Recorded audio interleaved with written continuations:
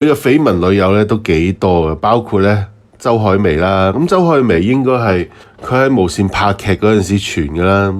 跟住周慧敏啦，大眾嘅女神啦。咁嗰陣時周慧敏應該未同倪匡拍拖嘅，唔係倪匡個仔啊倪震拍拖嘅。如果唔係咧，佢可能就變成第一個獨柳明，因為又係叫阿明啊，又係追佢個女朋友嘛，實會俾佢喺 Yes 嗰度寫到黐晒肺啦咁樣。好彩啊！嗰陣時倪震未同佢拍拖啦，應該嚇。如果唔係嘅話，真係大鑊啊！之後另一個傳得最犀利咧，咁當然就係拍《原振俠》嗰陣時嘅拍檔啊李嘉欣啦。咁啊李嘉欣都大方承認過咧，自己同黎明拍過拖嘅。咁啊，但係黎明咧就冇承認過啦嚇。咁啊後尾啊李嘉欣就嫁咗俾阿許晉亨啦。咁啊下一位咧就金喜善啊，金喜善咧係韓國妹啦，所以都話佢啊乜都俾人快一步啊，識食啦。咁啊嗰陣時咧係都好似係第一個咧傳話同韓國人拍拖喎嚇。咁啊跟住就輪到陳淑蘭啦。咁啊啲人就話陳淑蘭嗰陣時都好中意黎明啦嚇。咁但係就揾唔到資料話佢哋拍咗幾耐拖啦。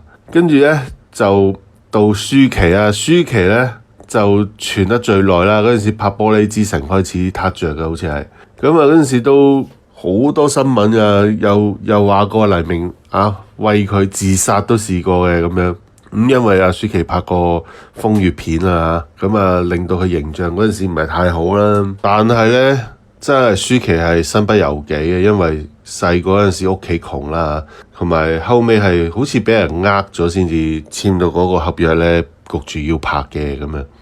咁呢個有機會咧會開一集同大家講啦嚇。縱使咧，我覺得嗰陣時黎明同阿舒淇咧都幾襯嘅，但係咧即係嗰陣時作為 fans 嘅其中一位啦，我都覺得舒淇好似問水啲喎，同黎明一齊嚇，始終拍過呢啲咁樣，即係就算我唔反對，都會成扎女反對啦，係嘛？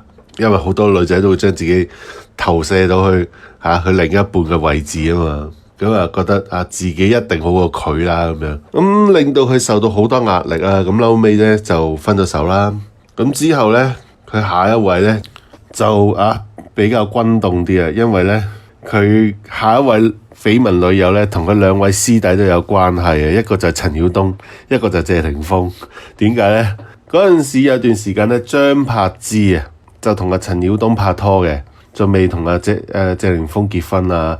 咁嗰陣時咧就傳咧張柏芝同黎明拍嗰套《情迷大話王》嗰陣時咧，黎明咧就叫阿陳曉東長腳喎，話佢就話咧陳曉東嗰陣時好似喺台灣一個訪問咧都有提過下嘅，就話嗰陣時有一個女朋友咧，即係同佢拍拖冇幾耐啦，跟住就俾一個身份地位高佢好多級嘅一位天王巨星咧，就用一架法拉利咧就叫走咗佢女朋友喎咁樣。